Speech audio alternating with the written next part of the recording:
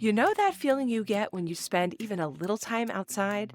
No matter how challenging it is to get out there, spending time in nature is always worth it. I'm your host, Amy Bouchatz, and this is another episode of Humans Outside. Join me as we hear from fascinating outdoor-minded guests and use the Humans Outside 365 challenge of spending time outside every day no matter what to push us outside daily. I've been a journalist for 2 decades, and I love asking questions, but I also love going outside. So why not combine the two? Ready to hear from experts and outdoor lovers who make heading into nature just a part of who they are while we work to do the same? Let's go. When I'm facing big life stuff, loss outside my control, the fallout of my own choices that I now have to deal with, the trauma someone else has placed on me, I head outside. It's something I've learned to do over the course of my outdoor habit.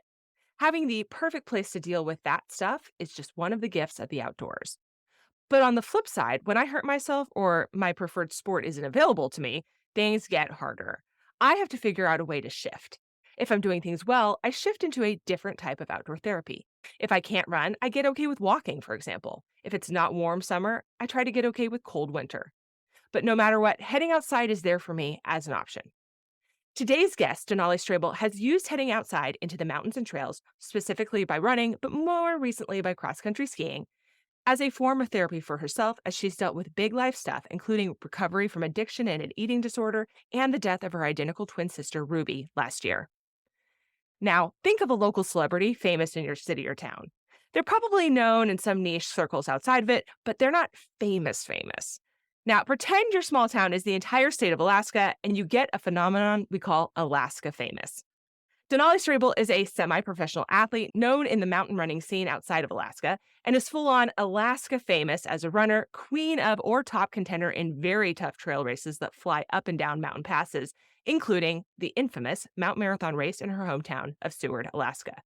When she's not running or training, she's running the gorgeous Mountain Streams Lodge near Hatcher Pass, taking care of her son Stig, and adventuring with her husband Eric, who is Alaska famous in his own right, but we're not going to talk about him. She's also one of the kindest, most genuine people you'll ever meet, and somehow is also my friend. I'm a person who decidedly does not win things, but when she flies past, I casually brag. Yeah, we run together. Today, Denali is going to talk about what spending time outside means to her, why running on and near mountains is so important, why she loves to do hard things, and how doing those hard things has helped her deal with recovery and loss. Denali, welcome to Humans Outside, and will you forgive me for telling people you are Alaska famous? Will you make me blush? And thank you so much for having me on the show. I will forgive you always. Thank you. Thank you. Okay. So, as you know, we start our show with our guests talking about their favorite outdoor space. Like if we're hanging out with you outside somewhere that you love, just chilling, having this conversation, where are we with you today? I have to say, this is my favorite thing you do. It is such a great icebreaker. I like to listen to where people take us. And it was really hard for me to think about just one spot. And let's say I'm going to pick the high point on Lost Lake Trail in Seward, Alaska. The Lost Lake Trail is usually run point to point. Traditionally, you start north at Primrose and you go south towards Seward. And some people get a little fancy and they do a long out and back to make it a Lost Lake double. I am one of those people. So this is where I actually fell in love with not only running, but the lifestyle of my outdoorness, if that is a word. So the high point of this trail is a magical spot. It is a point in the trail where I can make a few decisions. I continue on the traditional path and head back to Seward, or I could go in search of the actual Lost Lake. And then once I get to that lake, I can go off trail and I can find a secret little glacier and Mount Ascension. And this is really where I found my ultra running background, because a lot of times in ultra running, you are going out into the wilderness and you are going on the unbeaten path. And this was just a spot that promoted that lifestyle for me. Yeah. Well, and I have never been to this secret spot, so I'm stoked that we are having this conversation with you there today. And when you say this place is just unreal, it really is unreal. There's Kenai Lake in particular, which you mentioned, is this unbelievable blue color that you look back over your shoulder to it when you're coming up this trail, and it's there's just aren't even words. If you catch it on a clear day, you believe in God. You believe in the greater forces outside of us. When you're looking forward and you see Resurrection Bay, you're thinking, my goodness, there is magic in this world. This Lost Lake Trail, it's hard for me to race Lost Lake because I catch myself looking around Right. and wanting to tell my competitors, like, whoa, are you seeing this? Yeah, exactly, exactly. Okay, so you were running, we're up near Lost Lake, we're at a secret glacier. I'm very excited about that. Tell us, how did you become someone who likes to go outside? Yeah. Well, so I didn't become an outdoor person. It is something that I have always been. And sure, my agenda has changed with Mhm. what my outings mean to me, but I have never separated myself from the outdoors. And I would think that it all stems to my childhood and being fortunate enough to having epic parents. I would say they're some of the most humble people I've ever met, but they're also the type of people who decide after my track meet in Fairbanks, which is almost 400 miles away, we're just going to bike back. Or, you know, 400 miles and some not minor hills, by the way. so and they just do it and they get a friend who says, "Hey, I live halfway. I could come make you a barbecue on day 3." And it's all very humbling. So I grew up with this sense of, there's this thing we can do hard things, but I Mhm. didn't understand that my normal things were hard things. Yeah, yeah. And even when I was a sassy little teenager and I wanted nothing to do with my parents, I found that I had a community full of adventurers. Seward is jam packed with some of the most epic people. I also come from a long line of hunting and fishing guides. Mhm. I have pilots in my family. My extended family members are ski guides, and everyone who just is so hardy that they just get the job done. And it wasn't until I moved away from Alaska that there was this difference of someone who was outside and someone who was not. I think if you Mhm. asked me that as a child, I wouldn't understand your question because I don't know what that means. I've always had a deep connection to outside, but I would say that I've always been taught to respect the deep connection that we have. We have to respect the playground. And like I said, I am a hunter. I take in so much pride providing for my family. But when I hunt and I shoot down at caribou, I'm that weird girl bringing out her crystal and saying, "Thank you, Mother Goddess. I love you so much. You've provided for me and my family." So I get a real spiritual sometimes, but it's always been a part of my life. It's always been I am deeply, deeply rooted in my outdoor lifestyle. Now, Seward is this sort of magical looking space. Anyone who's visited Alaska may know it as a place that they maybe turned around on a cruise ship or stopped in. It's the end of the line for the Alaska Railroad. It is a top tourist destination. So, what is it like to grow up there? I mean, the weather's not always great. What is it like to grow up there? Ooh, boy. Yeah, you nailed it. It is a summer destination, and then there's Seward in the other seasons. And I think people don't understand that it is a part of the Pacific temperate rainforest. So all year round, the weather is not necessarily inspiring. No. And I would say that tourist towns that have to shut down for the winter are hardcore.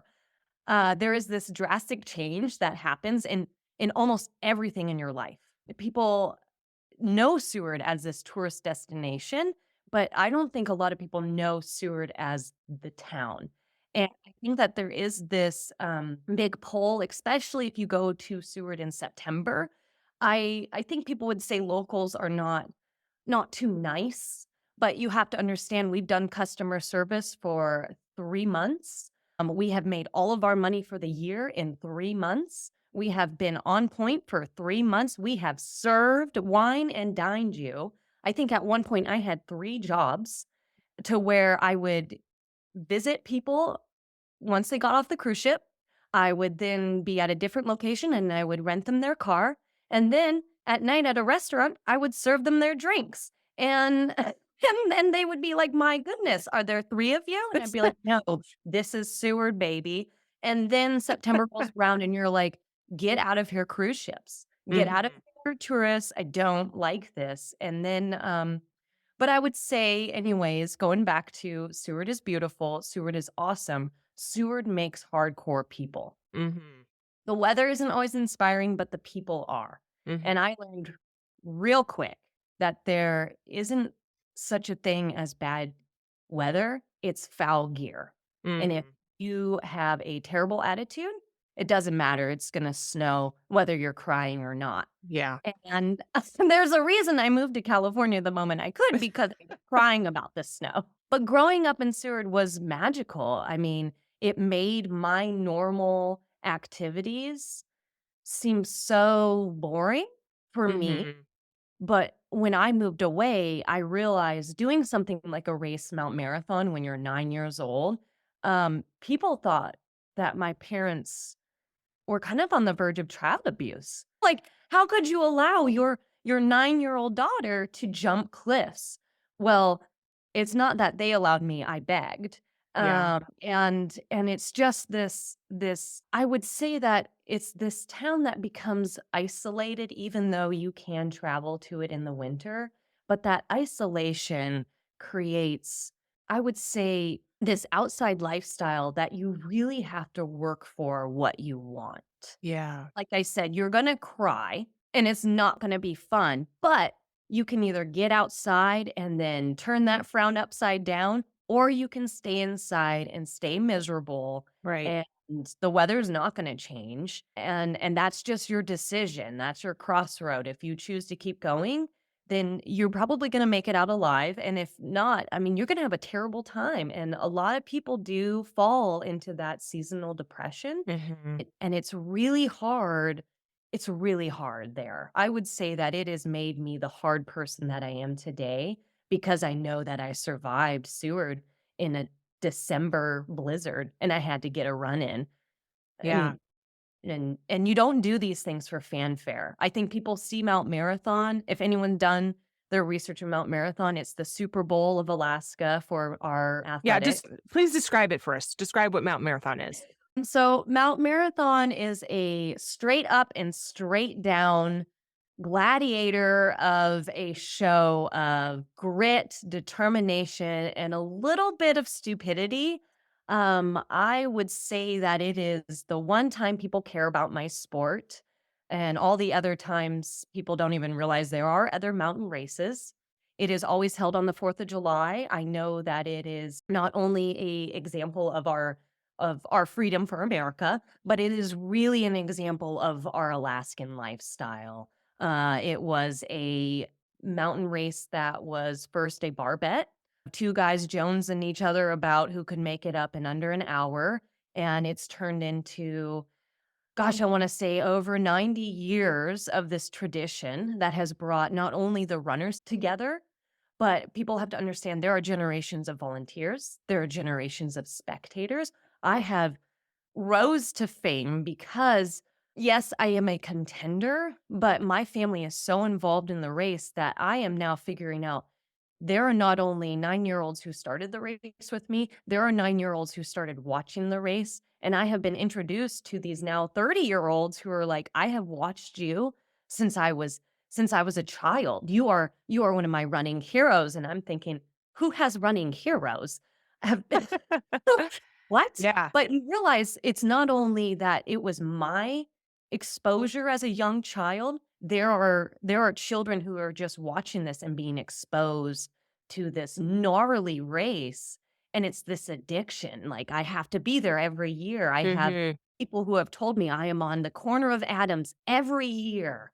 I am here every year. I get my kettle coin. I mean, they have their routines, so I think that the world has been open to Mount Marathon in recent years, but they have to understand that that is not just about the racers. It is Mhm. about the community it brings together for one day. Our humbleness gets set aside. We absolutely go get it. I mean, it's quite terrifying. There's someone like me who was a high school standout standing next to an Olympic skier. I'm looking at Holly Brooks, Keegan Randall, and I'm thinking, how is it that we're at the same line and that they're looking at me like you're going to try to race me? And I'm thinking, in no way, in nowhere else would this ever be a thing. Would I be Yeah. racing against Keegan Randall? But here we are, and we are all the same, and I feel the same for the women who are starting that wave 3. I mean, if you go up and down that mountain, you get the same glory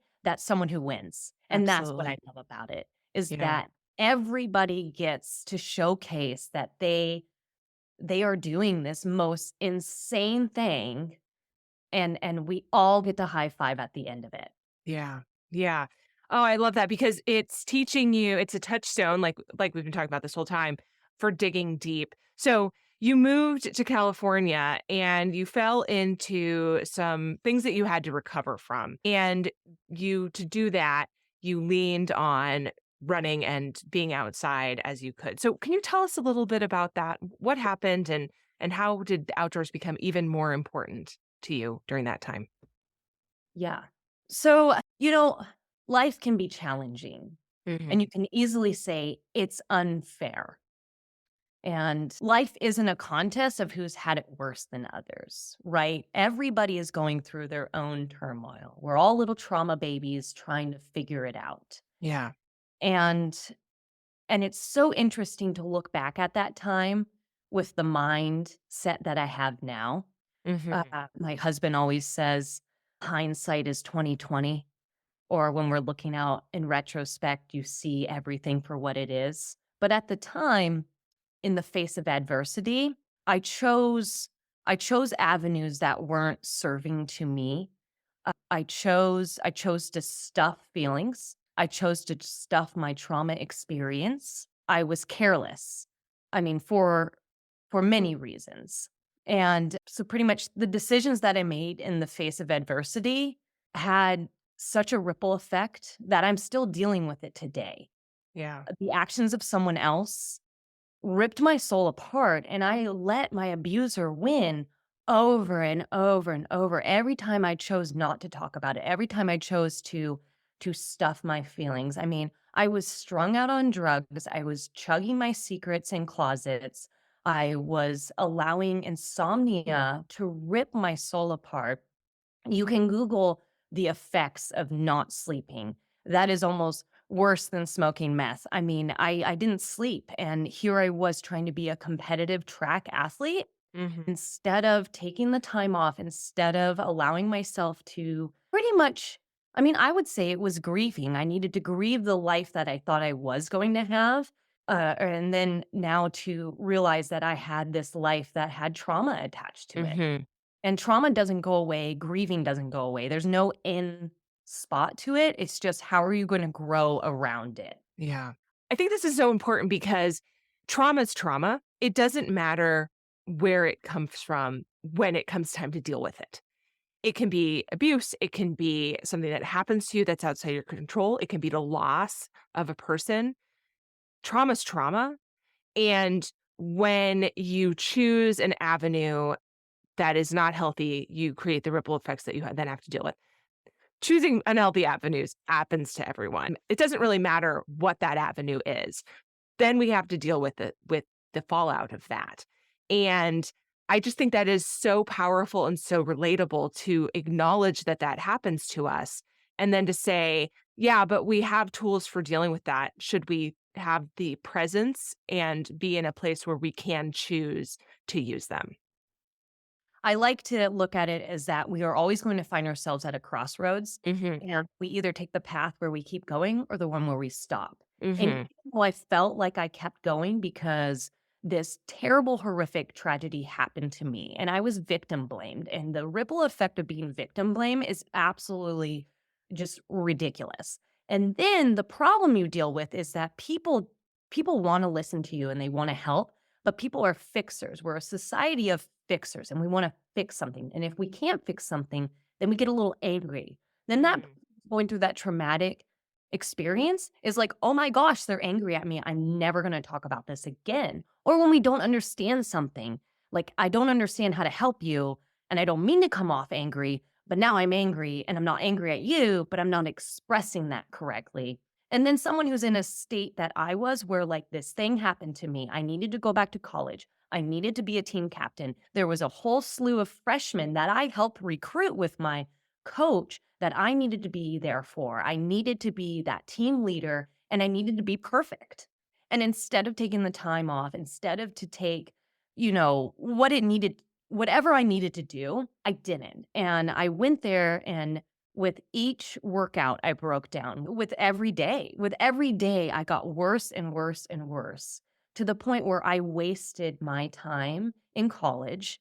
I did not become the track athlete that I should have been. I had one of the country's most amazing coaches, and I have rebuilt that bridge with her, but it will never be the same. I mean, I hurt her, she hurt me, but it was all a misunderstanding because I should Right. have just been open about what was going on.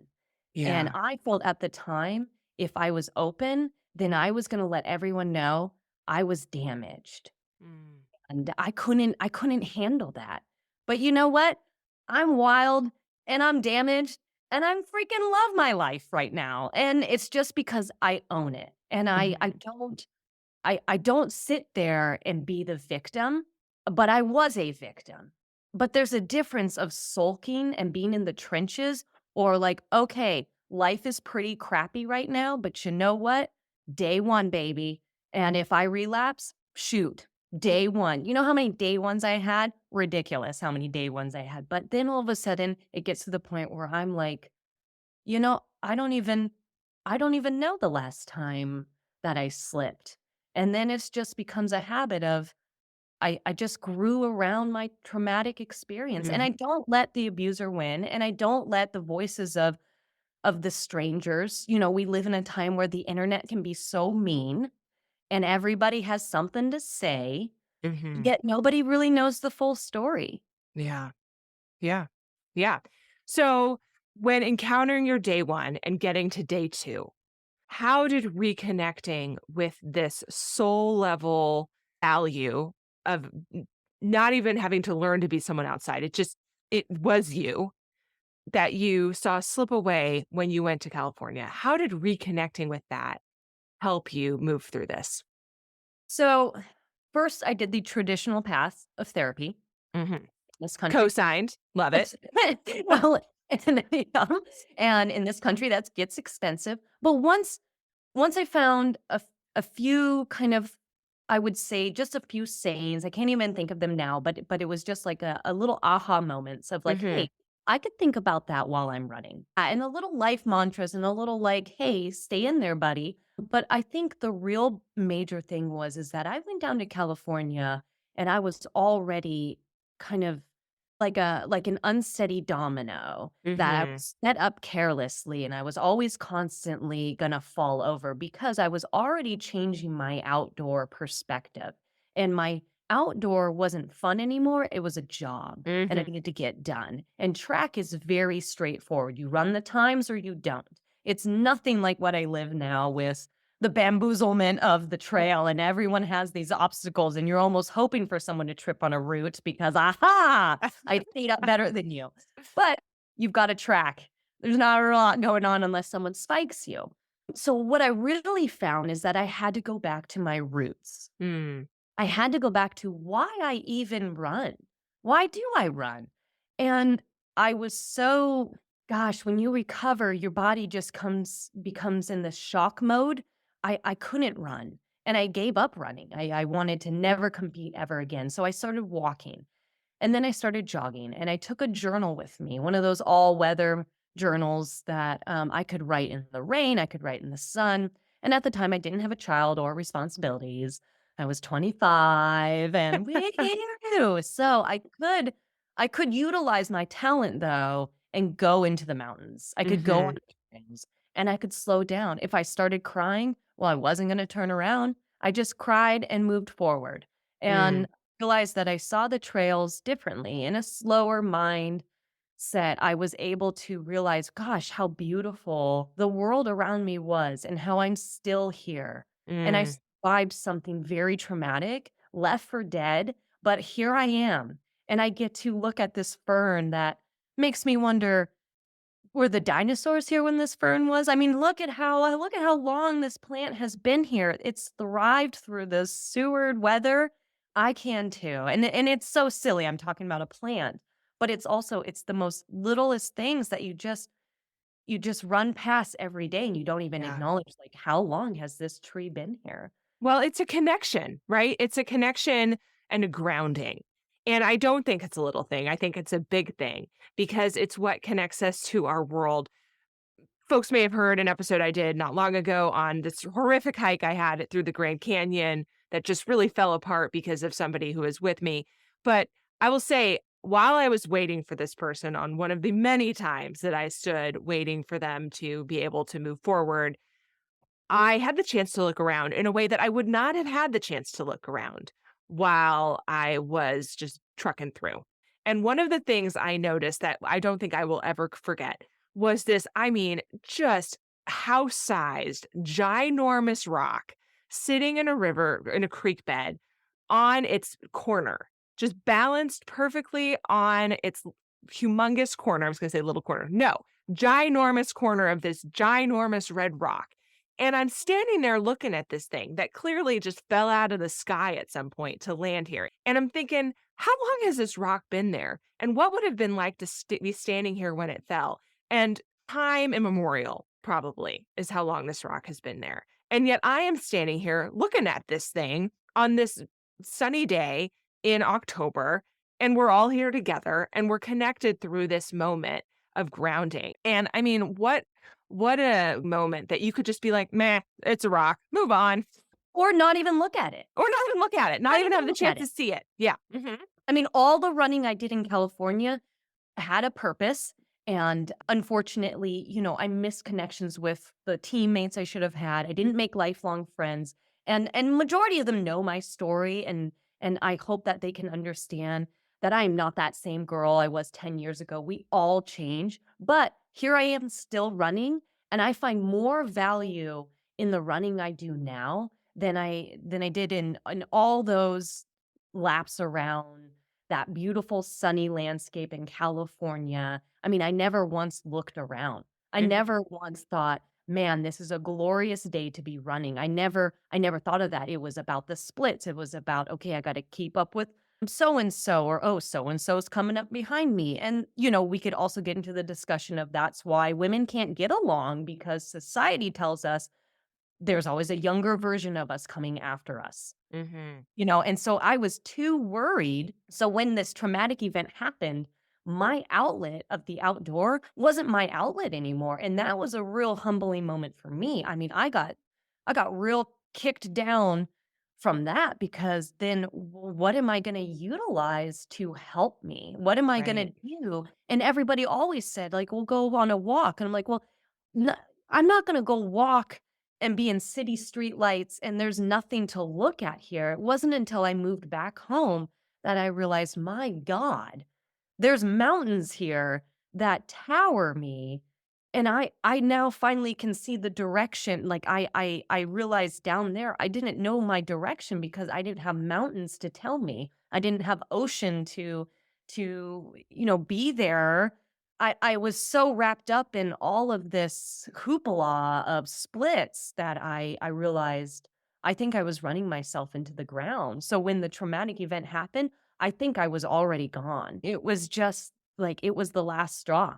And I know, but I looking at it now, I think I was already missing so much of why, my reason why. And I still Mhm. don't know my reason why, but it's sure as hell better when we're in our own mountains, looking around, having a hard day, huffing and puffing, and you look up and you think, wow, did Bob Ross in heaven paint this landscape that I'm looking at right now? You know, you have to believe in magic when you look at our mountains and our landscape that like how privileged are we? How privileged were you to look at that rock? Yeah. Y Yeah. You were having 100%. such a terrible time because I know the story, makes me angry thinking about it, but it's just like, right, how privileged were you to get that moment with that rock? Yeah. So, most recently, you faced another and are facing another colossal challenge and loss. Your identical twin sister, Ruby, died very unexpectedly last year in a boating accident. Could you tell us about Ruby? Tell us about her. What was Ruby like? Man, oh man, here we go. Good question. Great question. Digging deep. So, my okay, here we go. Buck up, buttercup. We're Let's both crying now, friend. Yeah, yeah. But it's good to cry. It's good to cry. You need to cry. I didn't cry for so many years, and it was like self-abandonment. And I think to talk about my sister, it's good to cry. And my sister was so wackadoodle. She was passionate. She was a goofball. She was born to be a mother. The tragic thing about my sister is that she had just given birth to my little baby niece, and, when she died, Harbor was 2 months old, and it was just so tragic because you and I are both mothers, and you can probably understand when I say that motherhood changes you. Mhm. And some people need motherhood. Some people need that. And it's not like Ruby needed any reason to live, but it was like this was going to be the turning point. Mhm. For her, she was a survivor of domestic abuse. And I unfortunately lost my sister to that. And then she met her husband who saved her. And when he says things like, gosh, she would have loved the woman she was turning into, I have to rebuttal and say, well, that was the woman she always was. Mm, mhm. And it's hard for me to talk about her because it's it's so it's so rude. It's just rude. It's just rude, the tragic event, because how dare she miss out on motherhood? How dare she miss out on becoming the person she always should have been? Like, she Mhm. was just getting back. And how dare she go through that tragic event and not get to the point where I am in my journey? She can't say 10 years ago I was at the bottom of the barrel and look at me now. She can't say that. And that's where I say I'm just bitter about a lot of it, but my sister was one heck of a gal. I mean, she full blown went into our family tradition of hunting and fishing guides. She was an outdoors woman. We have her Instagram page still up. You can look at all her goofy videos. I mean, she was the complete opposite of me.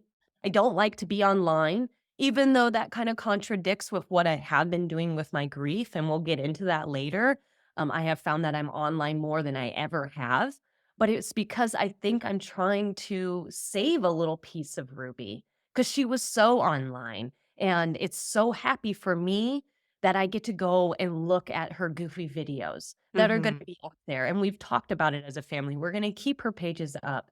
And I don't think people understand how happy it makes me feel when her friends and her extended family members that I really never got to know text me and say, "Gosh, I was looking at Ruby's videos the other day," and just to hear her voice. I mean, Right. most people only have a voicemail or only have their outgoing message of, "Hey, you've reached Ruby. I'm not here right now." And they'll play that over and over and over again, which I do. But I also have all these voicemails, all these videos, all these things that, my God, I'm for once in my life excited that the internet exists. Yeah. Because Yeah. it, like, saves her locked in time, and it's not just a picture, it's her voice, it's her charisma, it's just who she was. She didn't give a flying F what you thought about her. She was the girl with a pink mohawk shooting threes on our basketball team when the high school coach we were in middle school said, "Well, if she's gonna play for me, she's not gonna look like that." You wanna know what she did in response? She shaved her head, and then she and then she helped our team make it to state. So it's just like she just said, "Look at me." Or she was the type of girl who I beat her all year long in cross country races, thinking I am flying high on my ego booster. The day of state comes, she looks at me on the line and says, "I'm winning today." And you wanna know what she does? She wins, and she not only wins, she wins by a margin, she flies high, and I'm just like, and by the 3rd time she did that to me, I just started thinking, Yeah, you probably are. Coolio." Like, she was the type of girl who showed up when it counted, and anyone who Mhm. coached her will probably understand this. Like, you tell her, "Well, maybe next year." She's like, "Next week." Mhm. So, like, so and she was my biggest fan, and she believed in me more than I ever believed in myself, and it's like I always had the natural talent and the drive, but she was someone who just I don't even know how to explain that type of person, and you know these people in your life, they're just kind of like they can half learn it, and then they're an expert, Yeah. right? So she half learned this situation, and then she's like, "Oh, I know exactly how to beat you in a race." Yeah. But she never beat me in Mount Marathon. Okay, that's my glory. And she knew it too. And but because I had to go to extreme limits Yeah. to equal the playing field because she was just that hardcore. I Yeah. mean, it was remarkable the type of girl she was, and I miss her dearly. And yeah, it's really hard. What is it like to lose an identical twin? What is it like to lose that? And how did having nature in the mountains to lean on is helping you get through? Because it hasn't even been a year, Denali. Like, so this is still very much something that we're moving through. Right. It is a so grief is not a task. It Mm, is a process. mhm. And I will say it again, we grow around our grief. Yeah. And losing her is still a shock.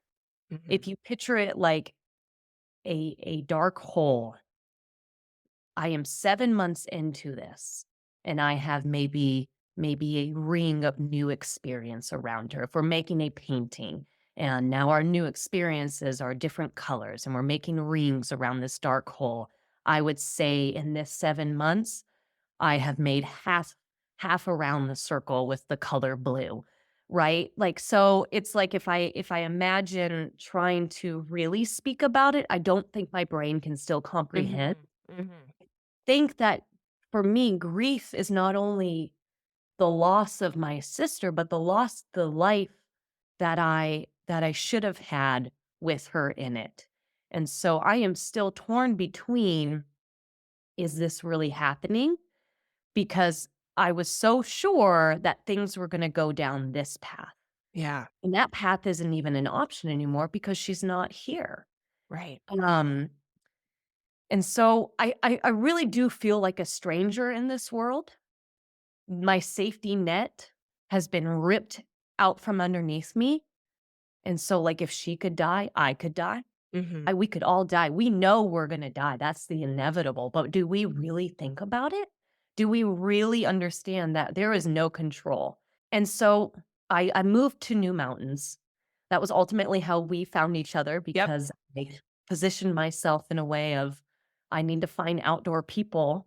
I need to find my new community in these new mountains. And I am thankful for all the people I found before this happened and all the people I've found through this. But going into the mountains was more meaningful because I had days where I was in all of my running gear and I'm having a panic attack. Mhm. I'm sobbing on the ground, I'm gripping tile, I'm hyperventilating, and then I allow all of that to happen. I allow it to happen. I allow it to make it where I feel as though I myself am going to die. I'm going to pass out on this floor right now. And then I also think, my God, I used to be like this, praying to the porcelain god in a very different situation. But this is kind of feeling like a full circle moment. And Mhm. instead of being like my early 20s and choosing isolation and choosing anger, I still pray to the porcelain god because I'm crying so hard that I'm vomiting. But then I get up. I still have tears in my eyes and I go. And and if I have to start walking, I walk. If I walk for 2 hours, I walk. It's fine. That's what I'm gonna do. If I run, I run. My coach, when things get down, my coach says, "Okay, no more scheduled workouts until you feel better." I am Yeah. very transparent with him, very, very open with my friends. It's not this hush hush situation. No. It is, we are talking about Ruby. My grief is also stained with the murder of my nephew. He was murdered in 2019 at a young age, and it just wasn't fair. And then my sister tragically dies, and it just wasn't fair. And none of it's fair. But you know what? It's it's not a world full of fairness. That is Yeah. what happens. We are here to live and we are here to die. And I don't mean to be so blunt about it, but I'm still here living and I'm surviving Mhm. and not always thriving, but there is a sense that when I do reach that mountain, I think I am still here and I can make it a shitty experience or I can make it as good as I can today. Yeah. And some days it is just walking around my driveway. I took a lot of driveway walks. That's a half a mile. Half a mile. I did a She's lot of got a half. long driveway, guys. I got a long driveway. There's a hill at the end. It's terrible. But it's like then I slowly allowed myself to do more and more. And then before I knew it, for our birthday was this year, and losing a twin is very surreal. I felt the moment she left this world, but I told my coach, I want to go spread her ashes where my nephew's ashes are in Hatcher's Pass, but I want to take the long way. And the long way is starting from my house, going up and over Government Peak, down into April Bowl, down into Hatcher's Pass, up and over another mountain. I mean, it ultimately, I think, was 22, over 10,000 feet of climbing, all to spread her ashes. And by the time I got to the point to spread Ruby's ashes, it was pouring on me. I couldn't even get to the spot that my nephew was. I got like as close as I could. And I just sat there with my drenched peanut butter and jelly sandwich. My sister's ashes were in one hand in a cup. And you want to know what freaking happened? A little bird came, and I say birds are my lost loved ones coming and checking in on me because my parents have stories of birds. Ruby came to me in my dreams and told me, Look for me in the birds." There's been so many bird situations, and it was this goofy looking bird that looked like it probably survived a few attacks. I mean, this gangly thing. And I'm sitting there sobbing, and this bird just comes and is so close to me that I'm thinking, "Ruby?" And then I'm laughing, hysterically laughing, laughing so much that I drop her ashes in my hand. It turns into this whole situation. My hand's wet from the rain. Ruby's ashes are on me. I'm like, "Oh my god, now I can't eat this sandwich. Are there ashes on the sandwich?" I mean, like, it just turned into this hot mess. And I realized that I can still laugh. Mm, There can mhm. still be moments in this happiness, but also my life is always going to be stained with this sadness. And that's okay because sometimes you just need some goofy little bird to come remind you that hey, life does get a little sad, but we're still here. And Yeah, and we can still find a reason to laugh. yeah. And recovery isn't a straight line. Moving through grief and thriving isn't just straight line. We like to think that it is, or we like to think that it's like a line that goes up. Like we're starting at the bottom and But we're the but going to but the top. there's no grief standard of how to behave. No standard. And I really appreciate you wanting to talk about this today because you're still moving through it in a way that is very now. And so often we hear from people who have moved through grief and it's years in the past, or they're at a point where it's no longer so fresh that it comes in waves still like any grief does, but it wasn't so new. And I think hearing from somebody so openly like yourself who's willing to talk about this in the now, like this is something that I'm haven't just dealt with, but I'm dealing with right now is so powerful and so important because it reminds us that this is being a human. This is a human condition. Everyone deals with loss on some point through life challenges, through the loss of a person, things you didn't see coming, things you wish had not come. What is your advice for people who are listening to this who are dealing with that right now? Well, I will say it again. There is no grief standard. There's no standard on how to behave. Mm, It's it's everyone says you're so strong, but I didn't want this, mhm. and I'm surviving because I have no choice. And and I would tell anybody, keep your life simple. Give yourself time to regain your equilibrium and your strength. Don't become a people pleaser. I Mhm. have found in my grief that I am still worried about others. I can't get back to text messages. I can't get back to writing someone a letter. I can't get back to them. I have started there is a beautiful soul down in Seward who sent me a flower crown. I love her. She's like one of my sisters. That was months ago. I have one sentence for her love letter, but because she means so much to me, I I can't get the words right. And then I'm thinking, "My god, she thinks I don't appreciate it. She thinks, what is she gonna think of me?" Mhm. Or like you just realize that I think we're always going to try to please people, and this is the one time you just gotta stop. Don't make yourself feel bad for how you're feeling, Mhm. and but also don't pretend that you haven't been wounded. Don't stuff it down. So I would like to say a thing that my family does is we talk about it, Mm.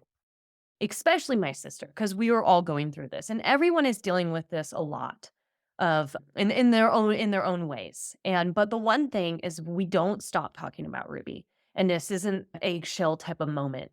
Like my mother and my father lost a child and Mhm. an adult child. That is a really weird situation. Just like me, I lost an adult sibling. That is very interesting. That is a very gray space of grief because people don't understand that that's kind of overlooked. Mhm. People really care when a baby dies, but it's like she was an adult herself. And here's somebody here is as a twin, here is my soulmate that I've had for 33 years and she's gone. But now I have to make sure my parents are okay. I have to make sure my brother's okay. I have to make sure her baby's okay. I have to make sure her husband's okay. And and I would say that that is me worrying about other people. And Mhm. again, that is me doing my habit of self-abandonment. And I always end up doing that.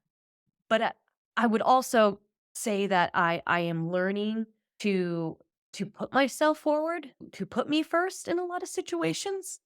And I would say because my family is so open about her, and every time we get a weird spooky sign from Spooky Ruby, we text everybody in the group like, "Oh my god, she came to me in the flowers," or "Oh my god, a bat flew over my head. She came to me, Spooky Ruby." And like my child, who is 2.5 years old, he got to meet her, but he doesn't really know her. I would say I envy the children because they don't really know what's going on, but he is obsessed with Ruby. He's Mm. obsessed with Ruby. He loves Ruby. Every time he sees the moon, he says, "Hi, Ruby." Or every time we see a bumblebee, he says, "Hi, Gunner," which is my nephew. It's like you start picking things like, oh, grandma comes to us in butterflies. Ruby comes to us in the moon. Gunner's going to come buzz by us. And then you start realizing, like, every time I think about Gunner, some odd reason, a bumblebee starts coming by. And I think that the signs are all around us. So Mhm. I would try to tell somebody to slow things down, look for the signs, and no, you're not crazy.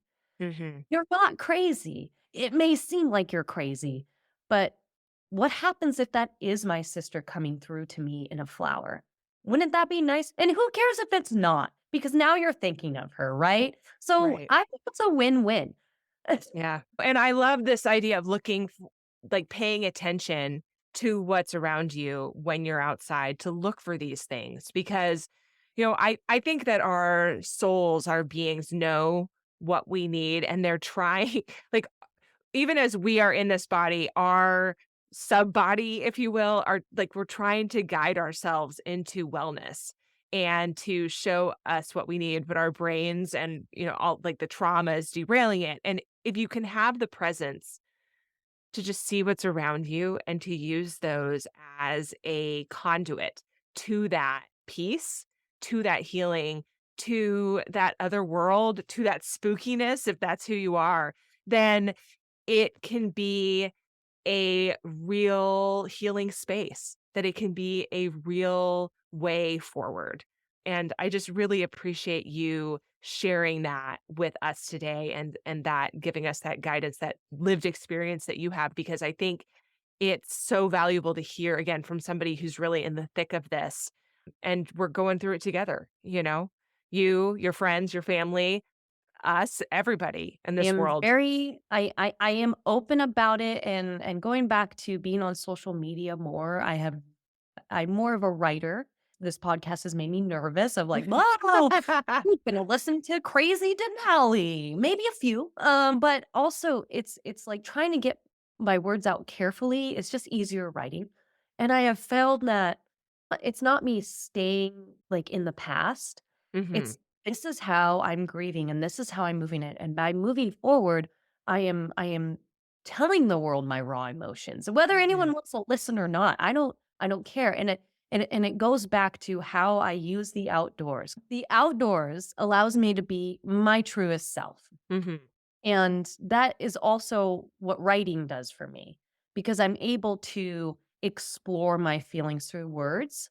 And being outdoors, I'm able to explore my feelings through vision and Mm. get to see days that are wonderful. But I also Mhm. see real cruddy days. I also get outside every single day. So it's sometimes to me, I get to see the mountains in their truest form too. And how remarkable is it that I get to see them in their truest form on the days where it's icy and crappy and no one should be up there? There I am. I'm up there seeing their sadness. And that's just how I feel that I have utilized my training and my freakishly talent for running, that I can go very far into these mountains. And I can go to mountains that I'm not seeing anyone else on, and it makes me really think about how I think about myself, Mhm. how I could share whatever I wanna share online, and that's what people are gonna perceive me by. That's what people are going to see, like, "Oh, that's who Denali is." They're gonna put me in that box. But I could also share everything. When I'm having a bad day, like yesterday, I was having a terrible day, and I wrote to a lot of friends. I also did a post on Instagram about how I was feeling. And sure, hours later, I'm like, ew, we should probably delete that. That's a little cringy. But I didn't. And I kept it up there because how can I, take away the bad and still be the same person? So Mhm. it's like, I want people to see that this grief is so wackadoodle and that's okay. It's just like going in the outdoors on a rainy day, and this is effing crazy, and why am I out here? But then it all makes sense why you're out there, and you went outside and you feel great. And Yeah. that's what this grief has done for me. It's made me realize that I can be open to people and I don't have to choose anger. I am bitter, but I also don't have to choose isolation because if I choose isolation, it's like I have to think what those girls on my college team thought of me. They didn't know I was strung out on meth, so they just thought I was someone crazy. They thought I was a wackadoodle. They were like, "Who is this chick?" I mean, I have teammates who live in Alaska who do not contact me. And Mm. it's sad, but I'll go back to that what I said earlier. I'm not the same girl I was 10 years ago. But if I never told them why I was acting crazy, they'll never know. And not that it's an excuse, but sure, doesn't it help for them to know, like, well, drugs are one hell of a thing, instead Yeah. of being like, why is she crazy? So it's like, I don't want people to see me crying and just think, oh God, she's having a bad day. I want them to understand why I'm having a bad day Yeah. because I thought about the reality and the numbness is gone. And this is the worst. This is not a nightmare because a nightmare is something you fabricate. A nightmare isn't real. This is real. And I Mhm. I I some days tell myself, "I wish this was a nightmare because then I could wake up." Yeah. So I so appreciate you sharing these tools that you have and this journey that you're on, that we're all continually on together as humans, but in your, with your particular battles that you've waged and are waging. I just really appreciate it. As we close out this podcast episode today, if you wouldn't mind walking us out with a favorite outdoor moment that you have. You've described so many moments in the mountains today and hilarious and beautiful ones. But maybe give us one more, something that you love to go back to in your mind and just kind of cling to. This one I was excited about answering because it represents a lot of adventures I've been on, and it actually involves you Oh, and our dear friend Rachel. Um, fantastic. I have this weird thing about my birthdays, and we've talked about it, and you have a weird thing about birthdays, and we're just like, nobody look at me. It's my birthday." And then we have a girlfriend, Rachel, who just loves birthdays and holidays, and my God. And you're like, wow. Cool, great. I can't walk away from this. But it's an adventure where you stole me and you gave me a a adventure that was Palmer, as you called it. You took me to all these spots in Palmer, and this was this new place that I'm living. I don't know anybody, and you're walking me around. You're showing me what to do, what to buy. We went paddle boarding. I mean, just like we did all these crazy fun things. But the entire time, why it was so meaningful to me and why it represents so many other adventures I've been on with new friends is that in your eyes, you finally saw me as the human that I am and not the racer that I am. You started off with calling me Alaska famous and maybe so. And you know how much I hate that. And you know how much I don't do this for fanfare. And now it's become a running joke. And we now bring it up to make light of the situation. But I don't think you all realize is that I take people on adventures so in their eyes they can take me off of that pedestal. Hmm. I'm not scary. So it's like there we were pumping up the paddle boards and everything's going wrong and everything's going right. And I'm just thinking this is the most raw moment. We're in the outdoors. We're hooping and hollering. We're laughing. It's raining. I bring up the question, should we be in a lake? Is there lightning? Is my paddleboard going to just be, hello? And we have no care. Maybe we'll die. Who cares? Wear your birthday hat. And it's just a raw moment that shows that people see me as this intense racer, and I'm only doing it to battle my own demons. I'm Hmm. only racing because this is a tiny part in my running life. I'm not gonna be racing for the rest of my life, so I might as well try to get the best that I can, and it's the same thing as befriending Christy Marvin. I mean, this woman is insane. If you've only seen her at races, you're thinking, "Does she smile?" I mean, I would never wanna get in a bar fight with this woman, but she was also the woman who, when my sister died, she brought me over to my house and she showed me how to make bread. And she made Hmm. bread that I ate that I thought, "This is filled with love. This is a tender woman that I never would have gotten to see if it wasn't for being outside of the race scene." So my adventure with you gals and every adventure with you gals is just so remarkable to me because I finally get to see, you as human and you get to see me as human, right? Like it just makes me a little more human and it makes me happy because then we become friends and then you can say, yeah, that girl, I know her. Oh, I the one know who her. won. She's not going to tell you she just won, but I'll tell you. So it's like now you get to be a part of my fanfare. And I would like to end it with saying like that's what Ruby was for me. I Mm. never like to talk about my accomplishments. I mean, we've been on a relay team where the girls on our relay team had to figure out how fast I was because I was in It's a true. hot dog suit running a 5-minute mile. It's And then true. they went, "So you are a runner?" But Ruby was always the gal who was in the crowd saying, "You have no idea what this Mhm. girl's about to do." I mean, Ruby was my biggest fan, and you've turned into my biggest fan, and so many other women have turned into my biggest fans because I've allowed the outdoors to bring us together, and it is my Mhm. most favorite thing to do, is to just chill the F out and let's go hiking. Let's go Yeah. running. Let's go laugh a little bit. Yeah. Yeah. I am so grateful for you sharing your story today and having these raw moments with us here on Humans Outside. Thank you so much for joining us today. Thank you for having me. I love you so much. You know this. That's a wrap on this episode of Humans Outside. But hey, I need your help. Enjoy this show? Leave a 5-star rating or review wherever you get your podcasts. It makes me feel good, but it also helps others find the show too, which is cool, right? Now, go get outside. Until next time, we'll see you out there.